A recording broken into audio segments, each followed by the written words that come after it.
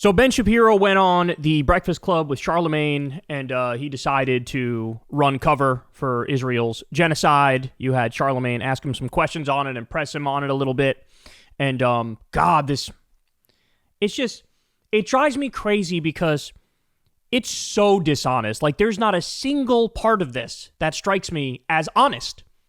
The entire thing, from top to bottom, is a man who's bullshitting and knows he's bullshitting because he's playing for a team. And that's Team Israel. And they're right and good no matter what they do, and the Palestinians are bad and wrong no matter what they do. That's where we are. So let's watch, and we'll break it down as we go here. Interesting. I want to go back to your book in a second, but I'm glad you said that because you don't think what's happening in Gaza is a genocide. Correct. Okay, but the world's leading association of genocide scholars has declared that Israel is committing genocide in Gaza based off the pure definition of... Well, it's not actually, if you read their actual study, it's not based on the quote-unquote pure definition of genocide. They don't actually even define genocide in the document. And they basically went out to their membership, but they didn't go out to the entire membership. They went out to a generic membership. It is very easy to join the International Association of Genocide Scholars. In fact, there were several people yesterday who just signed up and were immediately admitted, even though they have no actual background in genocide. The question is not whether some sort of coterie of people who call themselves experts in an issue are quote-unquote experts on the issue. The question is whether the definition is met. The definition of genocide is not met in Gaza by any stretch of the imagination, and you can cite to me, a group that I hadn't heard of until 2 seconds ago, and nobody had heard of until 2 seconds ago, that voted in a particular way. That doesn't make a difference definitionally. Again, this is so fucking weaselly. He knows how fucking weaselly it is. All you have to do this yourself, right? Type in list of international organizations that say Israel is committing a genocide. Now, from my perspective, just the thing Charlemagne referenced alone, that's good enough for me. All of the genocide scholars, and I'm sure that the thing he said about, people signed up yesterday for that. No, that's fucking Hasbara Zionist bullshit lies to try to obfuscate from the fact that this group is correct. But it's 86% of genocide experts said this is a genocide. They voted on it. That's what they said, 86%. But if you don't want to believe that, which you should want to believe that, type in list of international organizations that say Israel is committing a genocide. And here's just some of them. Amnesty International. In December 2024, they said that. Human Rights Watch, same thing, December 2024. Doctors Without Borders, the International Court of Justice, UN Special Committee, International Association of Genocide Scholars, B'Tselem, which is a human rights group, the top Israeli human rights group. Physicians for Human Rights Israel, another Israeli group of doctors that say that's what it is. Oxfam, the Norwegian Refugee Council. You have all these different groups that say, look, that's what this is. And at this point, honestly, I think you're dishonest if you say it's not a genocide. I think it's just flat out dishonest because there's so much evidence. You would only need to follow what's going on. Pick any given week throughout the course of this genocide. Just follow the news of what's happening on the ground for 1 week, and you'll come away with that. If you're honest, you'll come away with that take. But he's not honest. He's playing for a team, and he's a professional liar and obfuscator. That's what he is. What is a genocide to you? A genocide is the attempt to forcibly destroy an entire population. That is not the actual definition of genocide. Now, I think that's effectively what Israel is trying to do to the Palestinians in Gaza, but that's not the actual definition of genocide. If you go to the actual definition of genocide, it is the intentional destruction in whole or in part of a national, ethnic, racial, or religious group. That's what it is. That's the definition. And for sure, you're hitting that definition. They're openly saying it. The list of comments from top Israeli government politicians and military officials, they were saying, Palestinians are human animals and they'll be treated as such. They're cockroaches. They're lower than cockroaches. They've openly dreamt about nuking them, thinking that would be a good idea. You had top officials saying we're going to cut off all food, fuel, water, and electricity going to the Palestinians, admitting we're going to do collective punishment for the actions of Hamas. By the way, there were only 30 or 40,000 Hamas members in Gaza, and when they said we're going to cut off all food, fuel, water, and electricity to all of Gaza, they were saying we're going to do that for over 2 million people. So punish over 2 million for the crimes of 30 or 40,000. That's what they said. And so there is no denying that that's what's going on. The intentional destruction, and we know that too, because they're talking about they've killed the actual number is probably at least 300,000, but they want to kill as many as they can and then ethnic cleanse the rest and send them to whether it's Libya or they've been in negotiations with different governments to try to send them there and then build the fucking Riviera, build Trump hotels and casinos on the beach. I mean, I've never seen a more textbook case of genocide. It's the most obvious thing I've ever seen in my life. They call Palestinians Amalek. Amalek is a story in the Bible where they say you even need to slay the women and the children of Amalek, the enemy. Like, show no mercy whatsoever, even to the women and the children and their fucking pets. So it's not the attacks on like the personal facilities needed for like survival, like healthcare and educational institutions. Well, again, Israel has shipped in more humanitarian aid into the Gaza Strip than literally any army. This is just total Hasbara bullshit lies. If anything, we're being too kind to the Palestinians because as we bomb them, we feed them. They've had an intentional policy of starvation. They literally announced starvation as a policy at one point. And that's why you see every day you get more deaths from starvation. You had a lot of deaths from malnutrition, from starvation. You see the pictures coming out of these kids are like little skinny little bags of bones. It's fucking horrific. And here's Ben Shapiro saying, if anything, we feed them too much. Oh my God. A population that supports the enemy in literally all of human history. They've been shipping in about 4,400 calories per day per person. Yeah, that's Israel's problem. They're just too kind. They're too altruistic. They love the Palestinians too much. You know, it's like they sent them home. Here, have the turkey, have the pizza, and we're going to send you an apple pie and a cheesecake. That's the problem. We gave them too much food, bro. That's the issue. The Gaza Strip in the middle of a war in which the enemy is holding actual Israeli hostages underground who, as we've seen from some of the pictures, are actually starving. Again, none of this is to claim that the war... So somehow, the hostages are starving, but the Palestinians are actually fat and happy. I love how Israelis were showing this picture of like this starving hostage, and their big own was like, aha, see? And it's like, well, of course the hostage is starving, because everybody in fucking Palestine is starving, because you made it that way. It's also like they did these mass bombing campaigns and killed some of their own hostages and then went, oh, can you believe the hostages are dead under Hamas's control? Can you...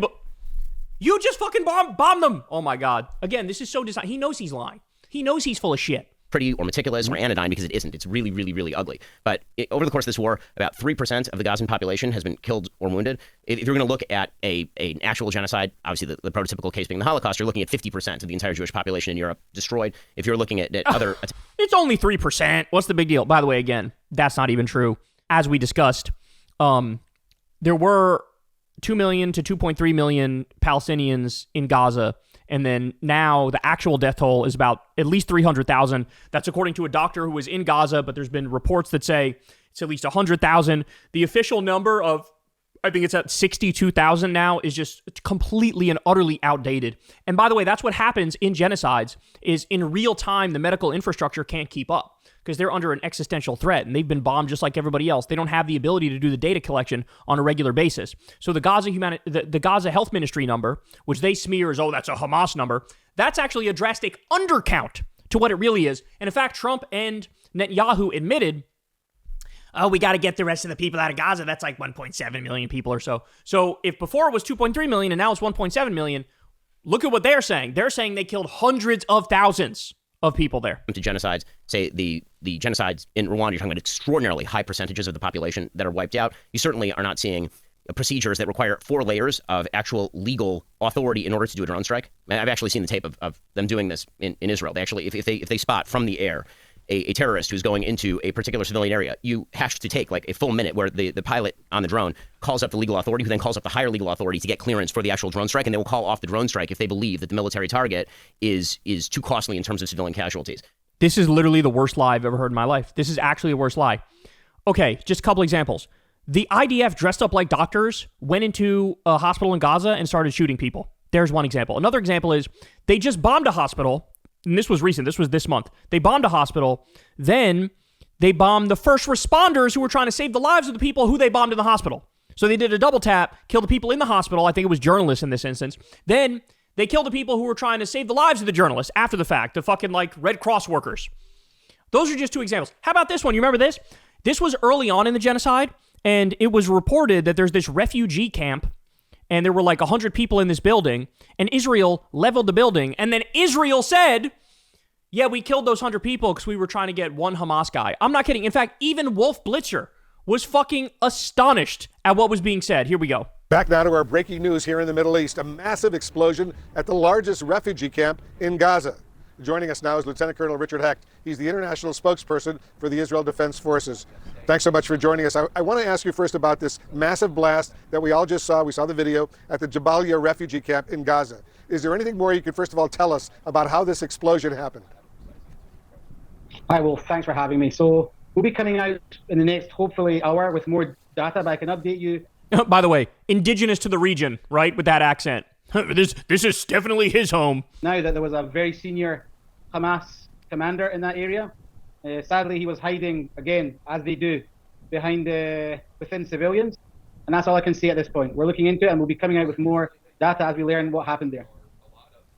So can you confirm it was an Israeli attack that destroyed a big chunk of that Jabalia refugee camp? Yes, I can. We were focused again on a target, a senior commander, Wolf, and we'll be updating you with more data as the hour moves ahead. But even if that Hamas commander was there amidst all those Palestinian refugees who are in that Jabalia refugee camp, Israel still went ahead and dropped a bomb there, attempting to kill this Hamas commander, knowing that a lot of innocent civilians, men, women, and children, presumably would be killed. Is that what I'm hearing? That's not what you're hearing, Wolf. We're focused on this commander, again, who you'll get more data who this man was. Killed many, many Israelis. We're doing everything we can. It's a very complicated battle space. There could be infrastructure there. There could be tunnels there. We're still looking into it, and we'll give you more data as the hour moves ahead. But you know that there are a lot of refugees, a lot of innocent civilians, men, women, and children in that refugee camp as well, right? This is the tragedy of war, Wolf. I mean, as you know, we've been saying for days, move south. Civilians that are not involved with Hamas, please move south. Even Wolf Blitzer is fucking astonished. He's like, wait. But you killed 100 civilians to get one bad guy? You killed a lot of refugees, right? Do you understand that? Even Wolf Blitzer was shocked. By the way, this was back when when people reacted to Israel bombing refugee camps and hospitals and shit. Now, nobody says dick about dick anymore. It's actually incredibly disgusting because Israel has bombed over 20 hospitals. They've bombed every school. They've done controlled demolitions of universities. They've bombed UN buildings. They literally targeted World Central Kitchen workers. When the top of their cars say World Central Kitchen, they drone struck the World Central Kitchen workers and murdered them. And here's fucking Slappy McGee over here, Ben Shapiro, going, there's like so many layers, bro. Like you need to get approval from a higher up, and then he needs to get approval from another higher up. And they go, bro, are we gonna accidentally get like a squirrel? Because if we are, we can't do this attack, bro. He's just lying. He knows he's lying. It's just, I'll say anything to make Israel look good. I'll fucking pull the wool over everybody's eyes, and I'll be completely full of shit. Who can listen to this guy and fucking like him and believe him? This is insane. All the things we've seen, bro. We've seen a doctor who was in Gaza came back and said the following. He said, every day, kids would show up, and a bunch of them would have the same injury. So one day they might all show up, and they all got shot in the shin. 7 of them show up. They all got shot in the shin. Another day they show up. A bunch of them got shot in the ear. They lost their ear. Then another day they show up and they all got their fucking testicles shot off. Then another day they show up and they all got shot in the face and they were murdered. Right?